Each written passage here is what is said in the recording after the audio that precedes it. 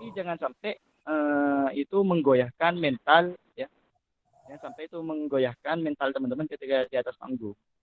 Jangan dipikirkan ketika di panggung, hanya saja rasakan bosnya audiens itu adalah telingannya kalian. Itu. Next.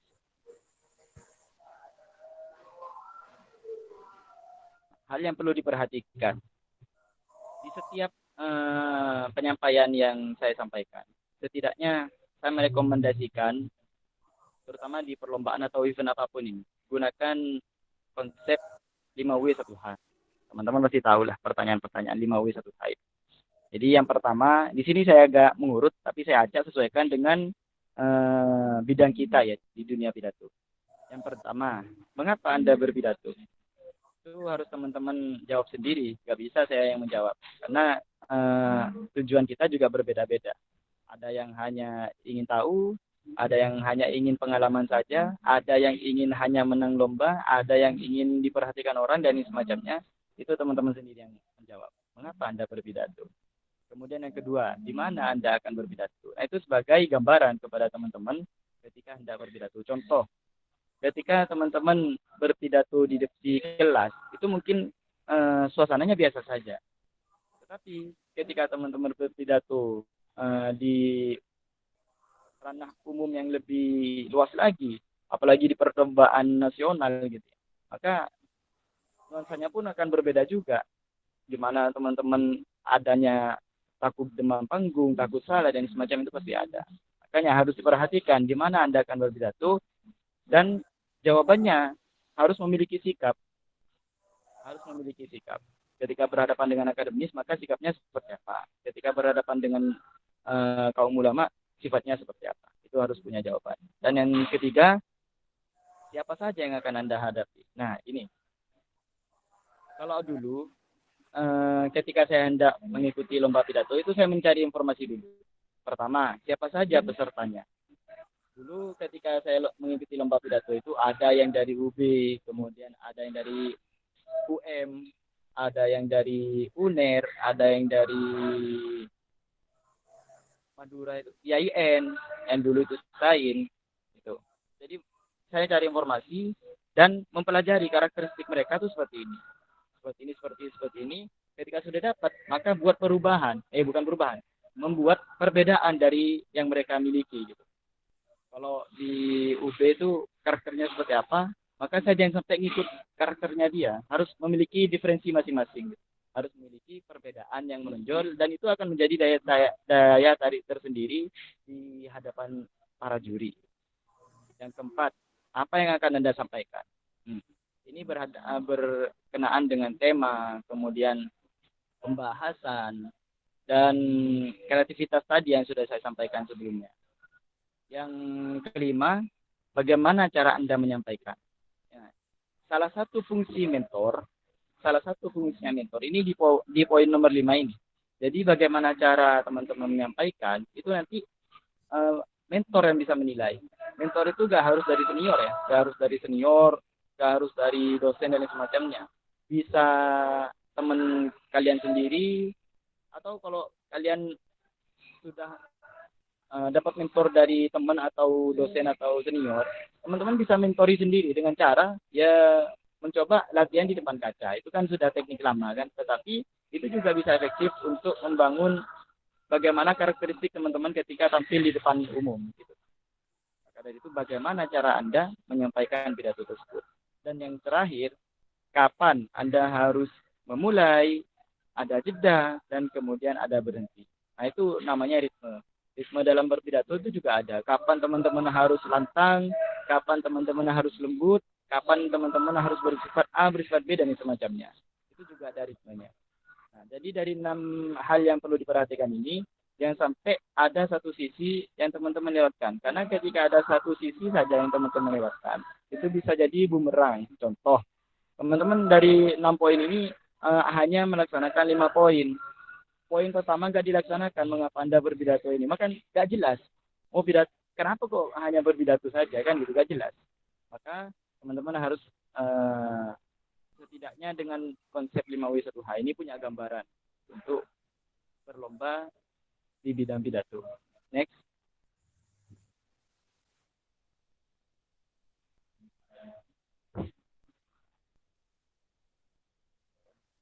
Nah, ini ada 5 tahap. Setidaknya ini sudah masuk ke pembahasan ya, pembahasan inti sebelum nanti kita diskusi. Ada 5 tahap. Yang pertama itu opening, yang kedua ada penghormatan, yang ketiga ada isi, yang keempat kreativitas, yang kelima ada closing. Kalau teman-teman cari di referensi-referensi mungkin nggak akan menemukan hal ini. Pastinya lebih kompleks lagi atau enggak lebih spesifik lagi. Nah, tapi saya merancang 5 ini ya lagi-lagi berdasarkan dengan pengalaman empiris yang saya rasakan secara langsung ketika berhadapan dengan dunia pidato. Yang pertama adalah opening.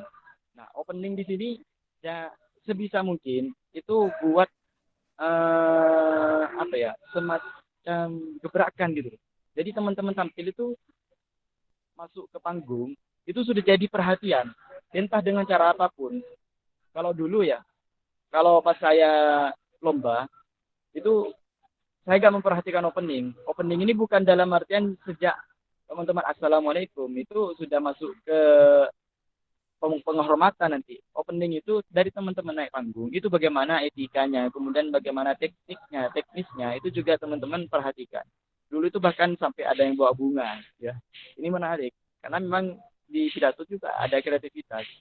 Kemarin saya sempat mengisi pelatihan juga di acaranya BEM, itu bimbingan di Musabaqah Syarihil Quran.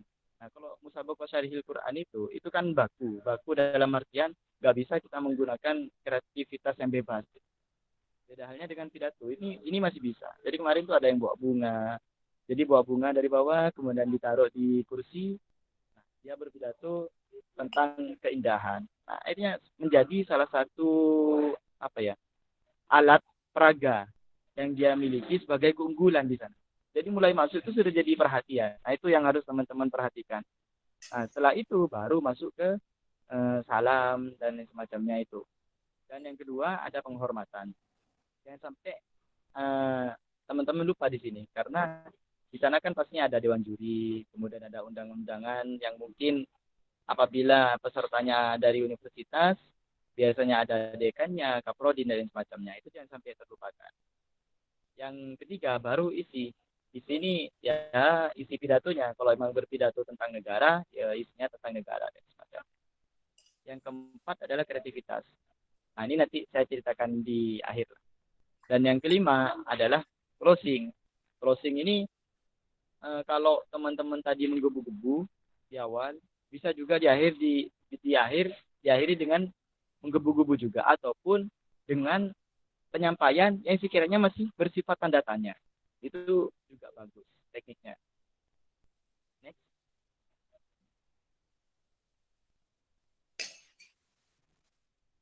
Nah, apa sih sebenarnya tujuan dari intinya pidato? Yang saya rasakan ini hanya dua ini. Tertatanya hati dan jernihnya pikiran.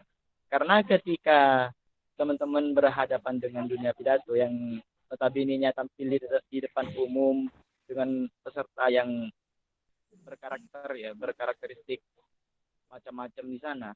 Ini pada intinya dua hal ini yang harus teman-teman perhatikan.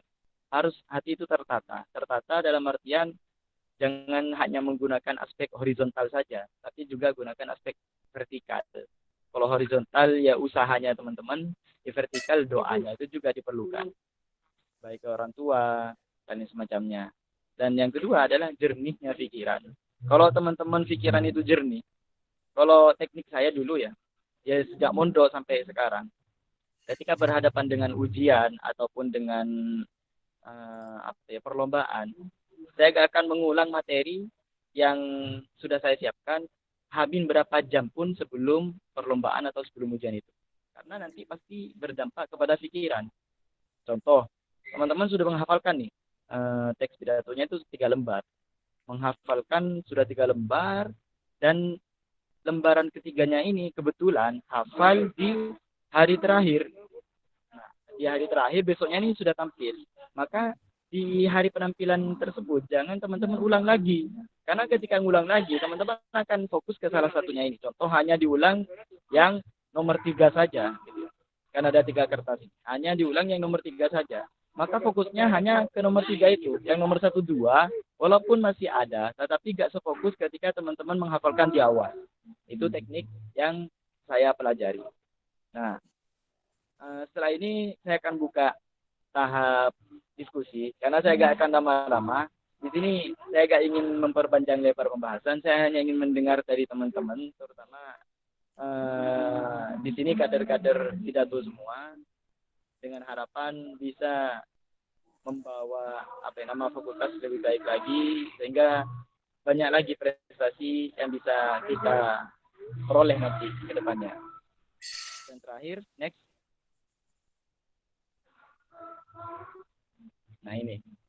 Jadi kamu itu tidak perlu sampai di langit, ketujuh, jika ingin dipandang manusia. Cukup langitkanlah doa. Itu secara vertikal. Kamu juga tidak perlu menuju kerak bumi jika ingin membuktikan kerja keras. Cukup bumikanlah usaha. Nah itu aspek horizontal. Terima kasih. Selanjutnya silakan kita buka untuk sesi diskusi.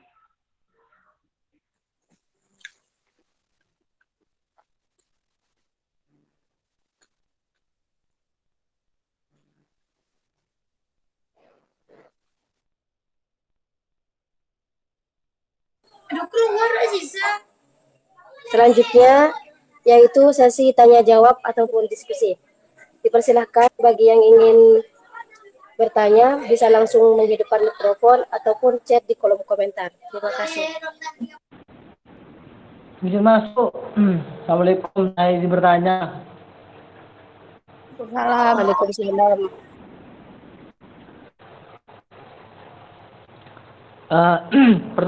Pertanyaannya gini, Ustaz.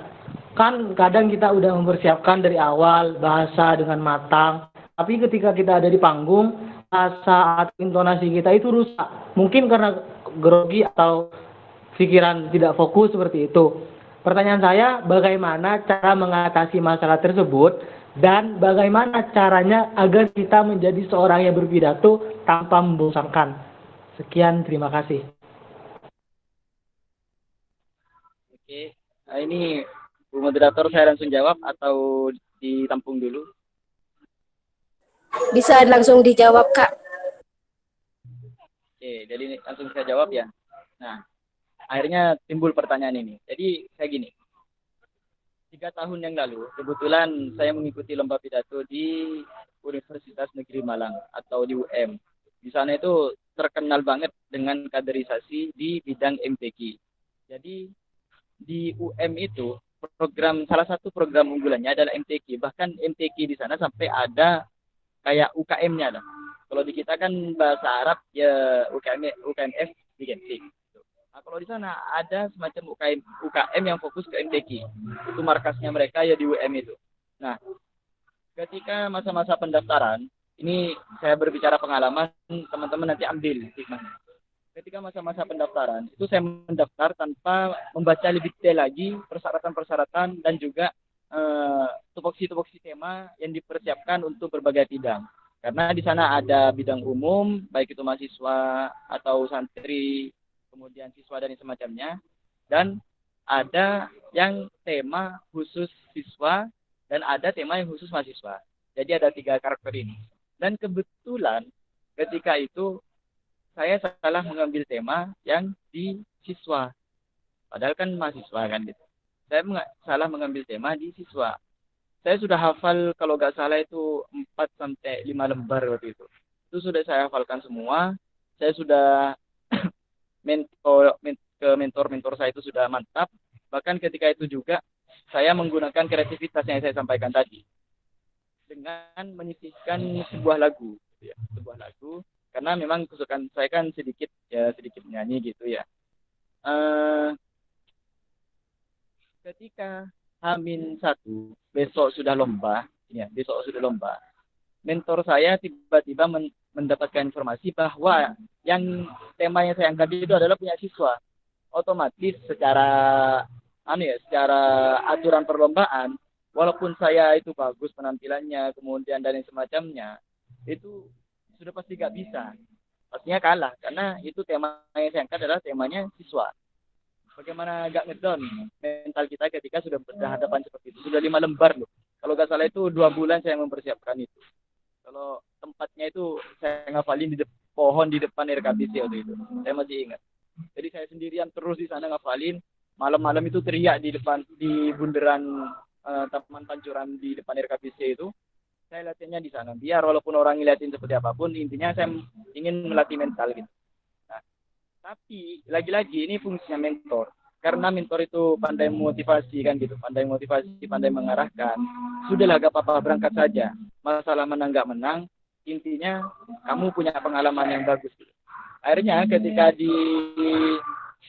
perlombaan, ya dan terjadi seperti itu terjadi. Errors dan yang semacam itu pasti terjadi. Tetapi walaupun katakanlah saya tidak menang ketika itu, perhatian semua juri dan peserta itu tertuju ke saya. Karena kenapa? Karena saya unggul di kreativitasnya. Kalahnya di mana? Kalahnya tema yang nggak sesuai gitu saja. Andai saja ketika itu tema sesuai, insya Allah menang. Bahkan saya gunakan pidato itu untuk adik-adik saya ketika di intensif bahasa Arab dulu. Mereka menang terus.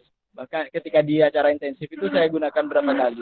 Pidatonya, kemudian lagunya. Lagunya itu saya nyiptakan, kemudian saya konsultasikan ke mentor, dan sama mentor dibenahi sedikit, dan dia sisi langsung saya tampilkan. Tentang kenegaraan ketika itu. Saya lupa lagunya itu seperti apa. Nah, yang pada intinya harus memiliki pemikiran bahwasanya semua peserta itu sama. Jangan walaupun dari UB, dari UNED dan semacamnya, jangan anggap mereka itu unggul gitu.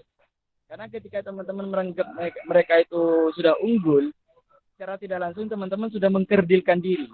Padahal ketika tampil, sebenarnya mereka juga semester 1, semester 2 itu kader-kadernya mereka seperti itu deh. Kecuali kalau sudah bidang nasional, baru mereka akan menurunkan memang kader-kader powernya gitu. Kalau di regional, kemudian di acara-acara UKM dan organisasi, biasanya mereka menggunakan atau mengeluarkan kader-kader yang memang masih baru. Tapi karena menang dengan pamor nama, itu yang bisa bikin derdek lawan-lawan yang lainnya. Jadi pada intinya mental dan ketenangan itu juga harus dipenuhi. Salah satu caranya dengan adanya mentor yang baik. Itu saran dan solusi dari saya.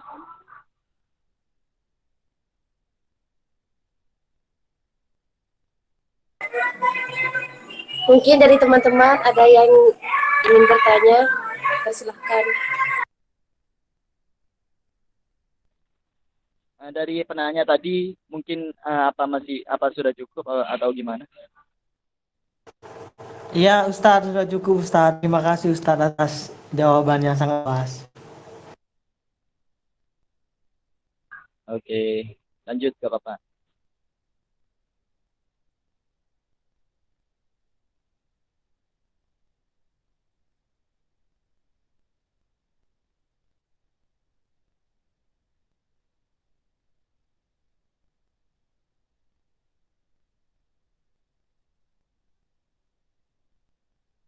Oke, ini ada pertanyaan di chat. Apa ada syarat tertentu yang harus ada di dalam pidato bahasa Arab biar bagus, kayak harus ada dalilnya gitu? Sebenarnya penggunaan dalil, kemudian referensi-referensi lainnya. Dalil ini kan termasuk salah satu referensi kan gitu. Jadi kita menjelaskan contohnya cinta negara adalah kewajiban dengan dalilnya hukum minal iman, itu kan sebagai referensi. Jadi bukan hanya dalil sebenarnya. Semua hal yang berhubungan dengan referensi itu akan menambah daya tarik tersendiri. Bayangkan coba gini aja. Teman-teman berpidato biasa tanpa adanya referensi dengan seseorang yang berpidato dengan menggunakan referensi. Contoh, menurut Tan Malaka gini-gini, dan semacamnya lah. Itu hanya contoh saja. Itu pastinya ada daya tarik tersendiri. Yang terpenting di event pidato ini, teman-teman harus memunculkan sisi menarik gitu saja. Karena kalau hanya berpidato lurus-lurusan saja, semua orang pasti bisa. Tetapi memunculkan sisi menariknya ini yang sulit. Tuh.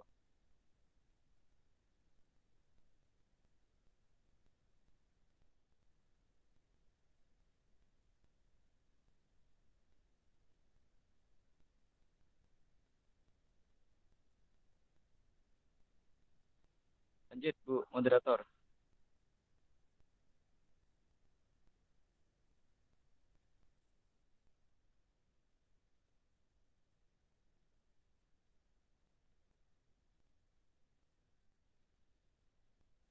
Ini moderatornya masih ada kan?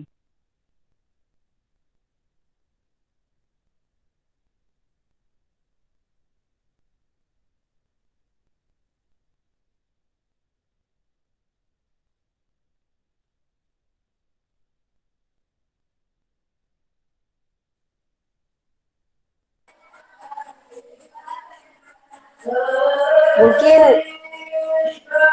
ada yang ingin bertanya lagi, dipersilahkan. Kalau tidak ada, bisa saya tutup kajian pada malam hari ini.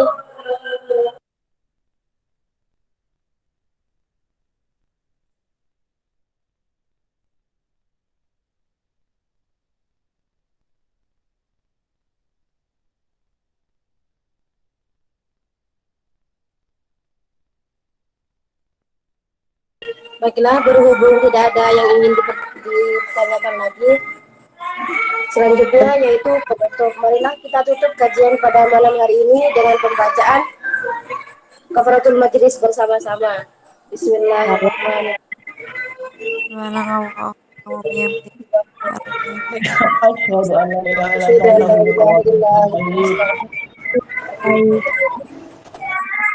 Saya Nur Hayati selaku moderator pada malam hari ini.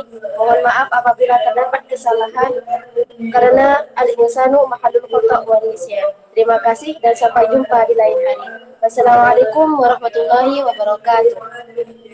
Waalaikumsalam warahmatullahi wabarakatuh.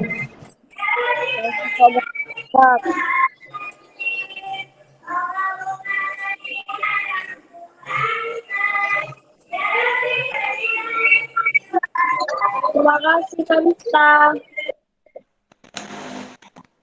Oke, sama-sama.